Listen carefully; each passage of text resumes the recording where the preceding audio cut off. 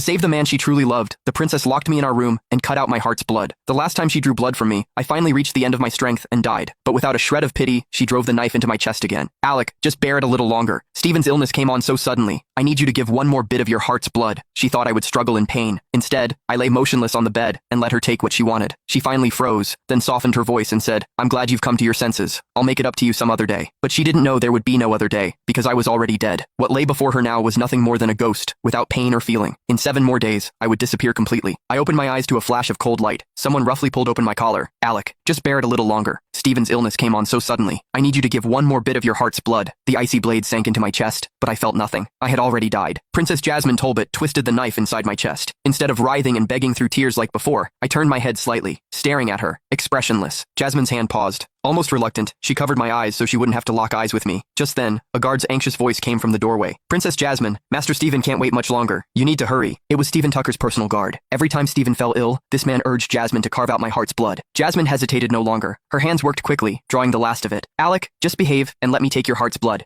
You should feel blessed that you're able to save Stephen. Once he has recovered, I will compensate you. Beneath her palm, I closed my eyes, holding back bitter tears. Another day? She didn't know my life had ended today. When I lay still, Jasmine put away the blood, tucked the blanket around me, and left without looking back. I watched her hazy figure retreat, letting out a soft laugh. Then my lips froze. My tears finally broke through. A month ago, her cousin Stephen had returned to the capital after his wife's death. Because his old heart condition flared up, he needed compatible heart's blood for his medicine. Using her authority, Jasmine tested every blood source in the city. Only I matched. We had been married for 5 years. At first, she only agreed because of my father's dying wish, but later, we grew close. She would care for me day and night when I had a cold. I personally saw to her meals, never letting anyone else do it. I never thought that for Stephen's sake, she would personally carve out my heart's blood. Time and again, I begged. Time and again, she took it by force. Until today, when my life force failed, I withered and died, but she was like ice. She didn't even notice I had stopped breathing. All she cared about was taking my blood to Stephen. Because my resentment was too great, I could not enter reincarnation. The King of Hell gave me 7 days to return to the living world and settle my grudges. But when I opened my eyes again, Jasmine still tried to carve out my blood. I was already a ghost without feeling, yet my chest ached as if wind were blowing through a hole in it. Cold tears spilled from my eyes. I pressed my hand to my chest, thinking bitterly that in 7 days, I would disappear completely. The next day, I went out to order a coffin for myself. The coffin shop owner was surprised. Young man, you're still so young. Why are you preparing a coffin for yourself? I smiled bitterly, shaking my head. He gave me a sympathetic look and let out a small sigh. He must have thought I had some incurable disease, but I didn't bother to explain. There was no escaping death. After taking care of that business, I slowly wandered the streets.